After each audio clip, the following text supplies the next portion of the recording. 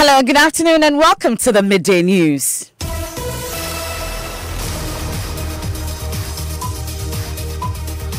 This bulletin is coming to you live from our studios here at Kokomlemle in Accra on digital address GA0993341. It's broadcasting live on Joy 99.7 FM, also live on Love 99.5 FM in Kumasi, affiliates across the country on ABN Radio in London and around the world at myjoyonline.com. The news is brought to you by Telesol 4G, proudly Ghanaian, Telesol, Just a Touch, UMB Bank, UMB Speed Up, Digibank, Let's Go, and Mark Autoparts Ghana, distributors of Isuzu and Chevy cars. Mark Autoparts Ghana with you for the long run. Coming up in this edition, developers of Ghana's digital television platform KNET grant Joy News rare access to the control center of the country's digital terrestrial television platform, insisting it has the capacity to execute contract government intends to give to StarTimes. You can see that there are more spaces that are blank, so we only have to introduce more encoders, more of these. If we introduce one more, as you said, that means we can have another 8 channels. We have details plus the latest response from the Communications Ministry saying dealing with a Chinese firm will boost government's relationship with its largest trading partner. All that and more coming up here. Also, as we build up to the Joy News Western World Properties Habitat Fair, which all UI experts advise you choose aluminium over iron sheets for your beachfront home. We just put some slate on top so that it will not be like giving us a problem more. And at least we have been changing it like 5 times now. There are some roofing this that with time, because of the sea breeze, it gets corroded. So when there is a storm, it just blow the roofing off. And in sports. Now, a retired referee has questioned the decision by the Referees Association of Ghana to ban and suspend match officials who were captured in the Anas expose. Also, residents of Dambai and Pai Katanga in the Krachi East municipality in the Volta region fight contractors on government schools for using substandard materials. We have all that and more coming up here on the Midday News with me, Emefa Apau.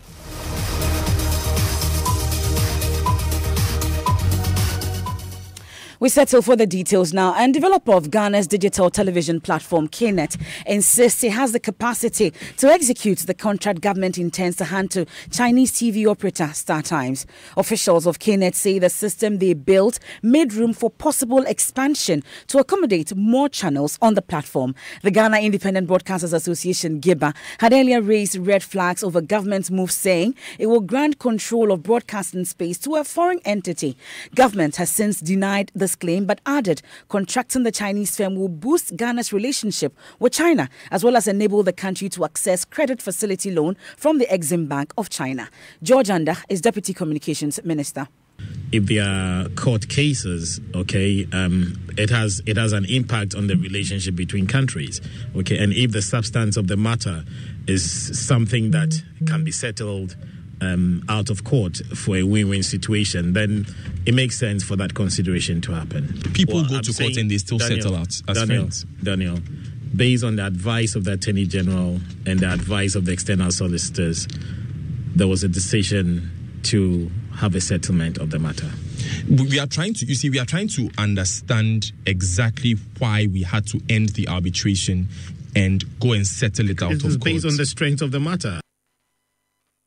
You heard the Deputy Communications Minister, George Anda. Now, host of Super Morning Show, Daniel Dati, was granted a rare access to the digital terrestrial television control room and joins us in the studio with details. So, Daniel, first tell us what you saw when you actually visited this site. Well, first of all, MFA, to create that context, the facility that I visited was the headquarters of the digital terrestrial television transmission system. Mm-hmm. Now, this is where every television that uses this digital technology and watches these digital channels is connected to in some way.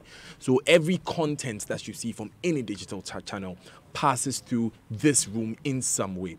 There were 3 main parts of the facilities that I visited. First of all, there was the part of the facility where they call the multiplex. This had these racks. These racks are, you can call them metal cabinets. And instead of being you being able to open them, they have these small black devices fixed in them. Okay. And these small black devices are called encoders. Now, these encoders are what hold channels like Joy News and Multi TV and Joy Prime. Right. There was another room where we are given conditional access. So, for instance, we are beaming a live soccer match and we only want to beam it to the Ashanti region. This is the room that encrypts the signal so that persons outside the Ashanti region cannot watch it. So it's called conditional access. Access. It shows where exactly you can get access to this. And then there's a place where they can monitor it. Now, there are 42 different sites in different parts of the country across all the 10 regions. So with these 42 different sites, there has to be a way that you can look at what is happening on these sites in the rooms. Also, you need to be able to monitor the signals coming from these different television stations. So these are the three main facilities. MFA, apart from these three facilities, which are what is being used now, there's also a set-up call center for persons who may want to use digital TV and they will have problems and they want to call. Exactly. There's a call center there for that. There's also office space for persons who would have to be there and manage the entire facility. So I'm sure you'll be curious to hear what we were told. And we started really in this room I was describing with the encoders and the multiplex. I was curious to find out exactly what they are being used for and what can be done with them. You have to have a certain decoder to be able to decrypt, and it helps. In digital, it is more acute to offend content rights than in analog. So we are expecting a lot of this as we begin to do the business. Here in the multiplex machine, you were mentioning that each of these 5 devices here houses 8 channels like Joy News on TV. Yes. Okay. And this is an extra channel. It is an extra device that can also have 8 channels in there. That also has. Good. So that means that here we have 48 channels. That's true. But we are using 5 in the main and the 1 to back up. Where is the capacity for this to expand, to take more channels? You can see that there are more spaces that are blank. So we only have to introduce more encoders, more of these. If we introduce 1 more, as you said, that means we can have another 8 channels. We introduce another, so we can expand. We have left those spaces for that reason. The expansion is there because there's a rack space for that. You don't need so much more to do this kind of expansion. So as many spaces as we can see here, that means that they can take another encoder, which is the device that houses the channels. That's right. Great. You were also mentioning that some of these channels transmit nationally and some transmit regionally. Yeah, that's true. Good. And all of these are within the encoders. Yes. Can you shed more light on that? Yeah. In digital, it's just like operating or manipulating figures. You can process them together, but at the output end, we have what we call gateways. And you can use the gateways to assign which channel is for a region and which channel is for national. So that is what we have done. Out of these 40 channels, how many of them have been assigned to specific regions? Greater Accra, we have 2. Ashanti, we have 2. We have space for Northern, they are not ready. We have space for Volta, they are not ready. And the Central region, we have 2 also. So, Daniel, the issue has always been about the expansion and the creation of additional regional channels. That's the reason why we're bringing in Star Times to be able to do this. But from the discussion and what you saw at KNET, do they have the capacity to do same? Well, it's not just what I saw. We had to ask them these questions to be clear. And they told us repeatedly that, yes, most of the things, and of course, it's not just limited to the creation of regional channels and expansion of the number of channels that we have. Okay. There are a number of other things like adding solar power so that we can have renewable energy. Actually, what the officials of KNET told me is that most of the features Star Times is being contracted to add to the system were initially proposed by KNET when government was hiring them. And government at the time told them, we don't have enough money to pay for those features. In being taken round the facility, they showed me a room that they told me was assigned to a production studio. Remember, government has also told us that a TV production studio will be added to the facility that will be built by Star Times. And there's also supposed to be an office space for the company that will manage the system that, of course, is being expanded government wants StarTimes to expand. And here again, I was shown to offices and office space that persons who would manage the system will be using. So the communication I got from KNET in all clarity was that we can do this work that government is asking us to do, and it is even possible that it could cost less. Morning show host Daniel Dazi, thank you very much for your time. Now, Member of Parliament's Communications Committee, Sam George, has meanwhile questioned government's desire to hand the Chinese company the contract despite their failure to execute a similar task handed them in the past. Now, even though StarTimes was Chinese government basically, and StarTimes was bringing a facility, the Exim Bank of China also has some requirements. I mean, before they would disburse the money, the condition precedents that government of Ghana must meet, that StarTimes as an entity must meet. Now, it became the contract that was signed in 2012 gave StarTimes a 1-year window to commence the contract, which meant that by 2013, you should have seen StarTimes meet their condition precedents to the Exim Bank and had disbursement of the funds for StarTimes to commence the project. 2013 went by. StarTimes was unable to meet the technical condition precedents that the Exim Bank of China had set. Not government of Ghana, StarTimes. And so 2013 went by, and a whole year had gone past, and still you did not have this project executed. To show good faith on the part of the government of Ghana, at the time, the NDC administration, even though the contract stated that StarTimes had to commence the project within a 1-year window, we waited another year. We gave them 2 years to commence the project. For 2 years, StarTimes was unable to meet the technical requirements, condition precedents, set not by the government of Ghana, but by the Chinese Exim Bank. For which reason, the Exim Bank of China decided not to disburse the funds. Right?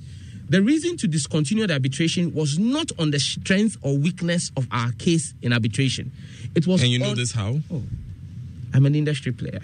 I'm telling you this. It was on the basis of the fact that it was possibly going to jeopardize the government's attempt to raise $2 billion from China.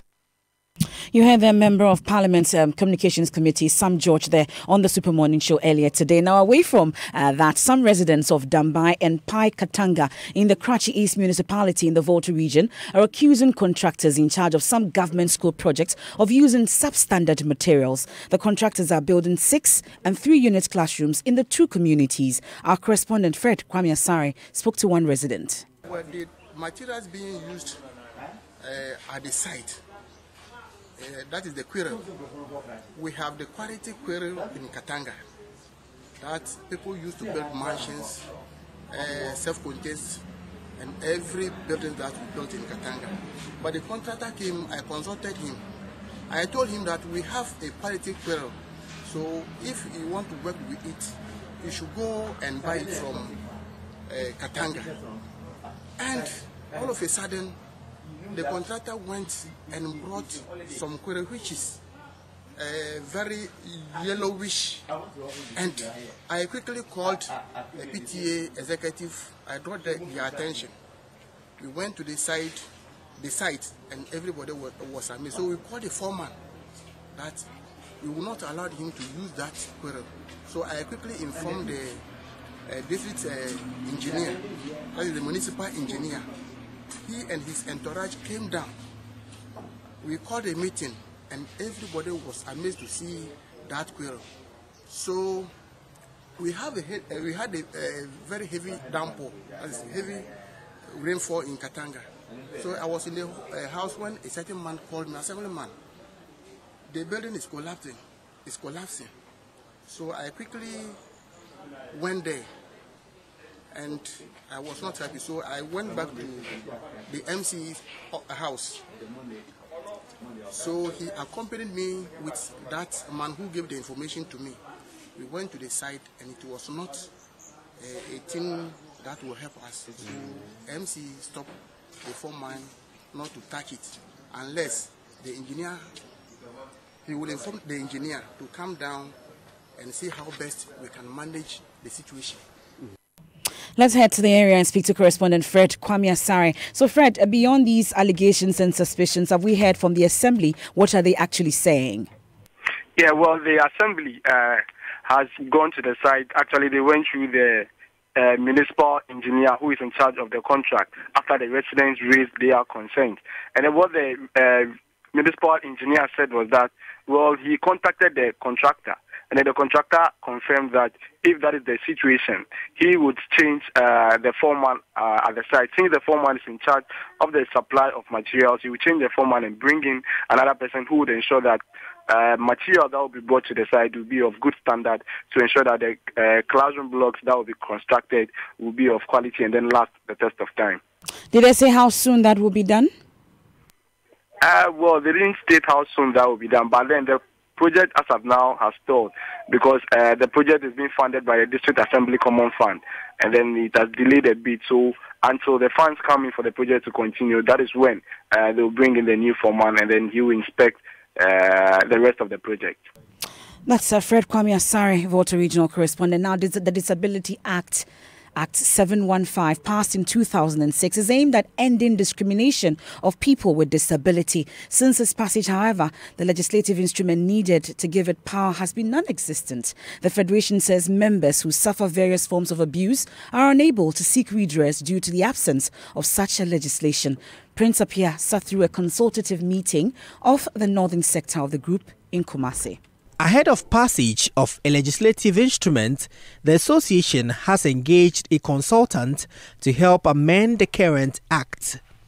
Leadership has often insisted the act must conform to international standards and laws under disability. The amendment is meant to achieve that for a stronger process for the passage of the legislative instrument. Mr. Sani says an LI is long overdue in that it will bring a great relief to persons with disability. So it has been very, very difficult for we persons with disabilities at times when we went to take certain issues up. Our own people will even discourage us that where is the LI? So you see that things will be difficult. But now that we are doing everything possible to come out with the LI, our purpose here is to also make our input. So currently we have divided ourselves into 4 groups. And then each group have taken a particular area that we are making input so that it will be forwarded to Parliament to also look at it so that the LI will be passed to back the act. If not, the back is like a toothless dog at the moment. The group will add views from elsewhere in the regions to firm up with the discussion of the LI. Prince Appiah reporting. You're still listening to the Midday News on Joy 99.7 FM. Let's head to the presidency now, because we're told that the alumni of 2 halls at the Kwame Nkrumah University of Science and Technology, Katanga and Unity Hall, are seeking the intervention of President Akufo-Addo, more like to reverse the decision by authorities to make these 2 halls into a mixed one. Elton Brobe, Presidential Affairs Correspondent, joins us on the line. Elton, what more do we know?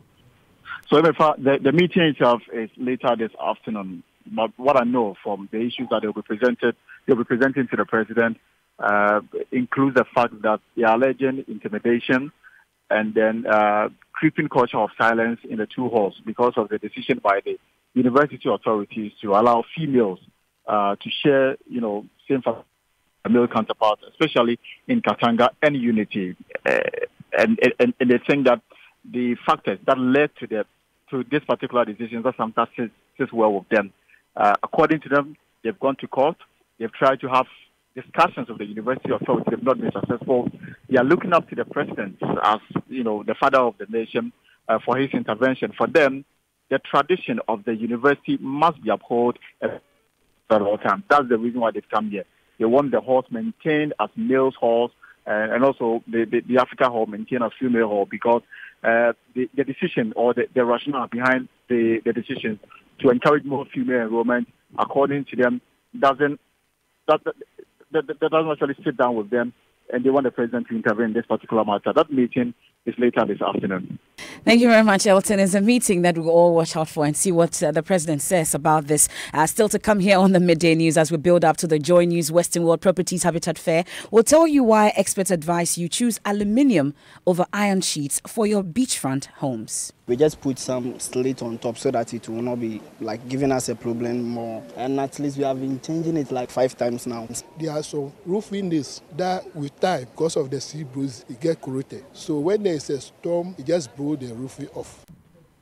And we'll also get to know why we are being advised against using vagina washing products. We recognize that the natural physiology of the vagina makes it such that these things are completely not necessary. That is the sweet sound of excellence. That is the sound from Mack. Yes, Mack Ghana is the #1 distributor of the world's best quality Isuzu and Chevrolet vehicles in Ghana. Isuzu trucks from 1.5 tons to heavy-duty vehicles. Isuzu buses from 15 to 33 seaters, double and single cabin pickup, available in automatic and manual transmissions. We also stock a wide range of Chevy cars, from SUVs, sedans, and small cars, fully loaded with exquisite specifications. All our range of vehicles stand out due to its high fuel efficiency, safety, luxury, spacious interior, world-class delivery, and after-sales servicing. What's more, we offer flexible payment terms to meet your pocket. Mack Ghana is a sole distributor for Isuzu trucks and pickups, as well as all range of Chevrolet cars in Ghana. Call us on 0302-813-919 in Accra or 0242-039-550 in Kumasi. Visit our website mackghana.com. Mack Ghana, with you for the long run.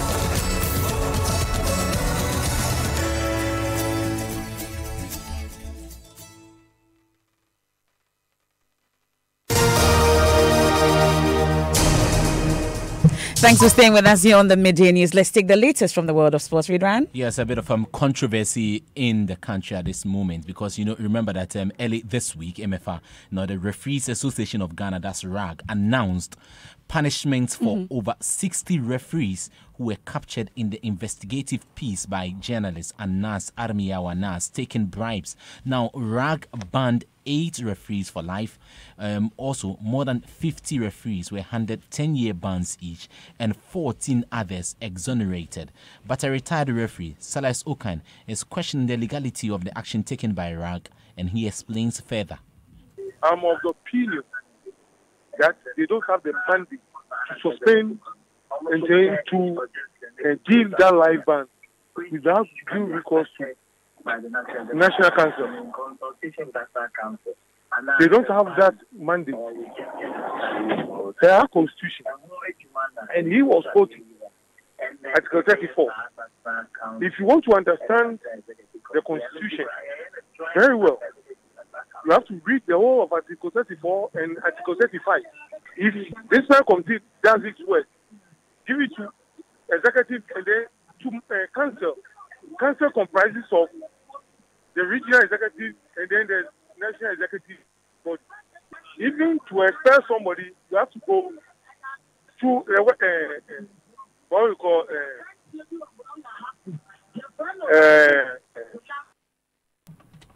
You had Salas Okan there. A lot to talk, about from this interview. We'll still follow it up and then bring you the details. What the reactions from RAG and also other stakeholders will be. Whether they've got the mandate to suspend, fine, or otherwise punish referees who were caught in their NAS expose.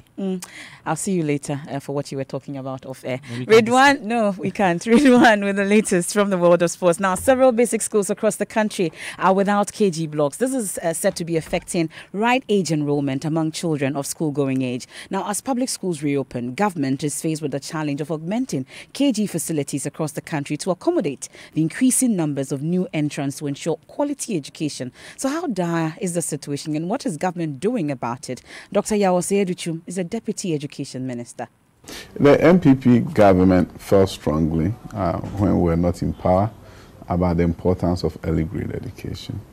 And when we came to power, we surveyed all primary schools across the country and realized that we have a bit close to 1,171 primary schools without cages. 1,171 primary schools without cages. That was as at 2016? 2016. Okay. So we decided that... No, that's 2017. 2017. So we had to embark on some construction effort. As I speak with you, there are 72 of them under construction at various stages of construction. We know for a fact that 50 of them will be available in September for occupancy across the country, in various parts of the country. But we are committed, as my minister have said over time, that we are committed to ensuring that every primary school has a KG attached to it, which will ensure that the children of all communities will have access to early grade education provided by the government. Dr. Yawase Aduchum is the Deputy Education Minister. Still Enroll Me Now is the campaign. Now, it's not uncommon to find most roofs in communities close to the sea being awfully rusty. I recall my science teachers told me that condition is called salination. Now, too much salt in the air around such communities means your iron or steel roofs will rust early. So the experts have this advice. Choose aluminium sheets instead of iron or steel. Nancy Emefa Dradosi explores this as we build up to the Joy News Western World Properties Habitat Fair this Friday. Living along the seashore can be a beautiful experience until your items begin to rust. Specifically, that's one thing that adds beauty to your home, the roofing sheets. Nee Philip has been living here for 2 decades. He laments how difficult it is to maintain his roofs after changing them many times. I've been here like almost 20 years, and if you may see, we just put some slate on top so that it will not be like giving us a problem more.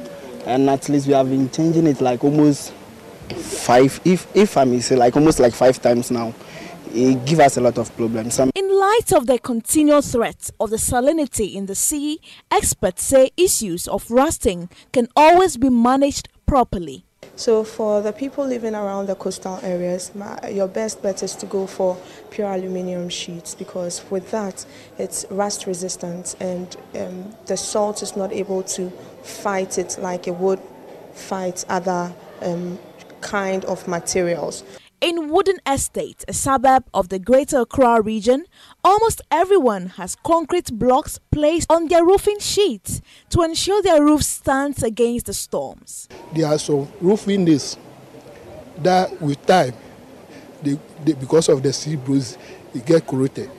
So when there is a storm or a strong wind, it just blows the roof off. But our experts say there should be a conscious effort to go for durable roofing sheets capable of withstanding the raging storms. If you put block on your roof, it's not sustainable, of course. So you need to get a very good professional to give you good installers.